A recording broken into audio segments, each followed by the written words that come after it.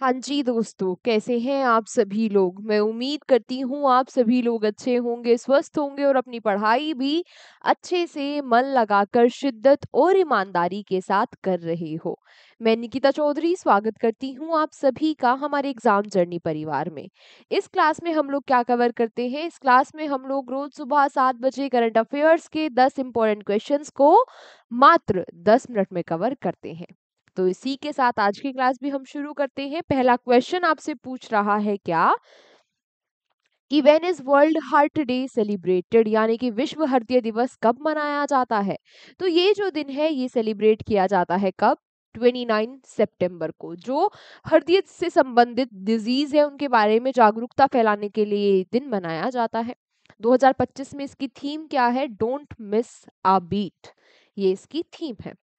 फिर आपसे पूछा गया कि who is going to be the next chief justice of supreme court of India.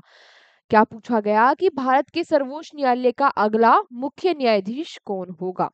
तो इतनी बात तो आप सभी लोगों को पता ही होगी कि अभी कौन है भारत के मुख्य न्यायाधीश सुप्रीम कोर्ट के? कौन है? हाँ, बी आर गवई जी, ये 52nd chief justice of India है भारत के। अच्छा, ये नवंबर 2025, इसी साल नवंबर में रिटायर ये होने वाले हैं अपने 6 महीने के कार्यकाल को पूरा करने के बाद। तो इनके बाद जो नए सीजेआई बनेंगे वो कौन होंगे, आपसे ये पूछ रहा है। तो इनके बाद बी आर गवई के बाद सेकंड जो सीनियर जज है हमारे सुप्रीम कोर्ट में वो कौन है? वो है सूर्यकांत। तो इनके बाद सीजेआई का पदभार भी सूर्यकांत संभालेंगे। ये फरवरी 2027 तक इस पद पर बने रहेंगे। बात की जाए सुप्रीम कोर्ट के बारे में तो सुप्रीम कोर्ट की स्थापना हुई थी 1 अक्टूबर 1937 को। इसमें जो मैक्सिमम पॉसिबल स्ट्रेंथ है वो कितनी है? 34 जजेस की है। और भारतीय संविधान के किस आर्टिकल में दिया हुआ है सुप्रीम कोर्ट के बारे में? 124। ठीक है, चलो नेक्स्ट आपसे पूछा गया कि recently who took charge as the 13th director of botanical survey of India, BSI। क्या पूछा गया कि हाल ही में भारतीय वनस्पति सर्वेक्षण के 13वें निर्देशक के रूप में किसने कार्यभार संभाला है? तो 13वें जो निर्देशक बन गए हैं BSI के, ये कौन है? ये कौन है भाई? ये है डॉक्टर कानंद दास। ठीक है, कानंद दास इस पद को संभालने वाले पहले पहले माइकोलॉजिस्ट है। माइकोलॉजिस्ट कौन होता है? माइकोलॉजिस्ट वो होता है जो स्टडी करता है फंगई की। ठीक है, बात की जाए बीएसआई के बारे में, इसकी स्थापना 1890 को हुई। हेडक्वार्टर्स इसके कोलकाता में है और ये हमारी ministry of environment, forest and climate change के तहत आता है। आज आप लोगों के लिए क्वेश्चन फॉर यू क्या है, आपको मुझे बताना है। क्वेश्चन फॉर यू मैं नए बच्चों के लिए बता दूं, क्वेश्चन फॉर यू होता है कि जिसका आंसर आप क्लास के बाद कमेंट बॉक्स में करते हो।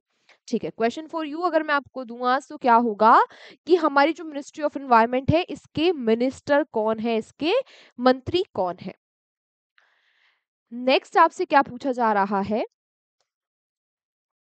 Recently who won national geo science award for life time achievement 2024? हाल ही में लाइफ टाइम अचीवमेंट 2024 के लिए राष्ट्रीय भूविज्ञान पुरस्कार किसने जीता है? तो लाइफ टाइम जो अवार्ड है ये जीत लिया है किसने? प्रोफेसर श्याम सुंदर राय जी ने। ठीक है, अब ये जो एनवायरमेंट अवार्ड है, ये जो जियोलॉजिकल अवार्ड है, ये किस लिए दिए जा रहे होंगे भाई? जो लोग भूविज्ञान के लिए काम कर रहे हैं, जिनका योगदान रहा है भूविज्ञान में, पर्यावरण में, उन लोगों को इस अवार्ड से सम्मानित किया जाता है। इस बार 20 लोगों को सम्मानित किया गया उनके आउटस्टैंडिंग कंट्रीब्यूशन के लिए। ठीक है, बात की जाए अवार्ड मिले कहाँ? तो राष्ट्रपति भवन में इन अवार्ड्स को दिया गया, हमारी जो राष्ट्रपति है द्रौपदी मुर्मू जी उनके द्वारा। अच्छा, लाइफ टाइम अचीवमेंट हमने पढ़ लिया। इसके अलावा एक और अवार्ड आप याद रखना, नेशनल यंग जियो साइंटिस्ट अवार्ड। ये अवार्ड मिला है किसको? सुशोभन नियोगी को। ठीक है, नेक्स्ट आपसे पूछ रहा है कि recently who has been selected for the होमले संहिता हिरिनी Kumar alumni Krishi media award 2025? आपसे पूछा गया हाल ही में होमले संहिता हिरिनी कुमार पूर्व छात्र कृषि मीडिया पुरस्कार 2025 के लिए किसे चुना गया है? तो 2025 में ये अवार्ड जो है ये अवार्ड दिया जाएगा किसको? अमशी प्रसन्न कुमार को। अमशी प्रसन्न कुमार को। अच्छा, ये जो अवार्ड है, बात की जाए किसको दिया जाता है ये अवार्ड, तो जो एग्रीकल्चर के लिए जर्नलिज्म करते हैं उनको इस अवार्ड से सम्मानित किया जाता है। इस बार अमसी जी को इस अवार्ड से सम्मानित किया जा रहा है। किसके द्वारा ये अवार्ड दिया जाएगा, तो ये alumni association of university of agriculture science, जो कि बेंगलुरु में स्थित है, इसके द्वारा इस अवार्ड को दिया जाएगा। कब दिया जाएगा, 11 अक्टूबर को दिया जाएगा। ठीक है, याद रखना ये अवार्ड भी। नेक्स्ट आपसे पूछा गया कि recently 500 new Atal थिंकरिंग tinkering sorry 500 new atal tinkering labs have been announced for which state। तो हाल ही में किस राज्य के लिए 500 नई अटल टिंकरिंग लैब की घोषणा की गई है। तो ये 500 नई अटल लैब्स बनाई जाएगी जम्मू एंड कश्मीर में। ठीक है, किसके तहत, जो नीति आयोग की अटल इनोवेशन मिशन है उसके तहत, जो एम मिशन है ना, अटल इनोवेशन जो मिशन मिशन है, इसके तहत जम्मू एंड कश्मीर में 500 नई टिंकरिंग लैब बनाई जाएगी, जो कि स्कूल में इनोवेशंस को बढ़ावा देगी, जो स्कूल्स है उनमें नवाचार को ये प्रोत्साहित करेगी। Who will host the recent endurance cycling event Tour de Thar 2025?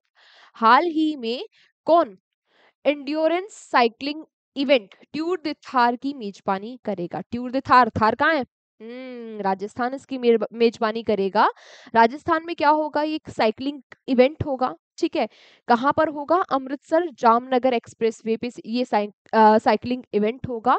कहाँ पर, कब, 23 नवंबर को। कहाँ पर, तो याद रखना नोरंग देसर जो बीकानेर में है वहां पर ये इवेंट होगा। इसमें होगा क्या, साइकिलिंग इवेंट रहेगा, लोग साइकिलिंग यहाँ पर करेंगे, जिससे कि साइकिलिंग को बढ़ावा मिलेगा, है ना।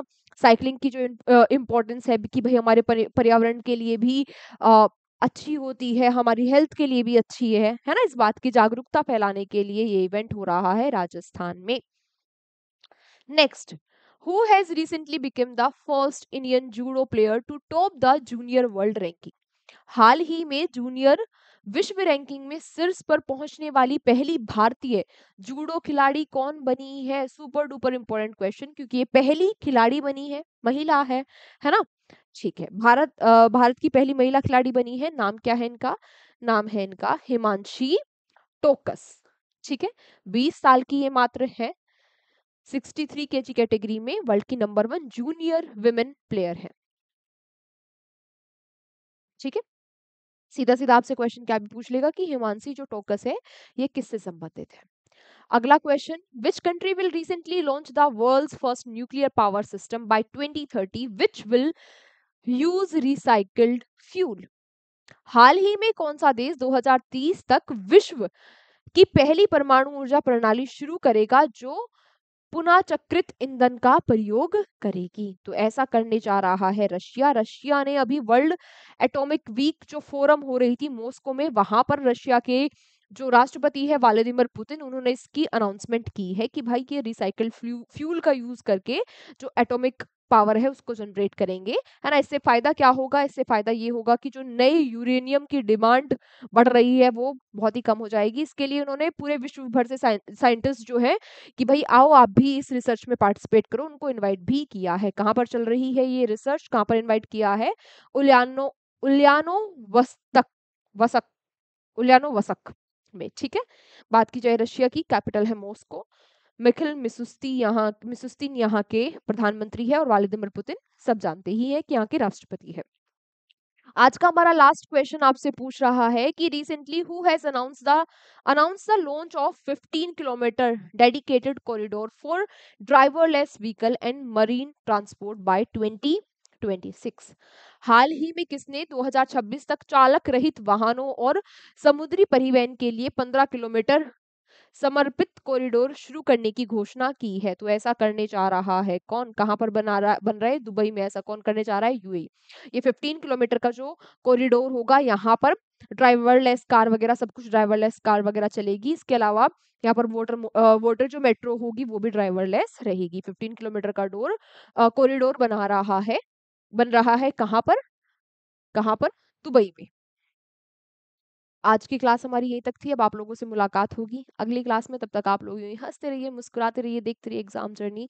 ठीक है, आज की क्लास के नोट्स आज के आज ही बना लेना। इसकी पीडीएफ आपको मिल जाएगी हमारे एग्ज़ाम जर्नी के टेलीग्राम चैनल पर। मिलते हैं आपसे अगली क्लास में। Take care, bye-bye.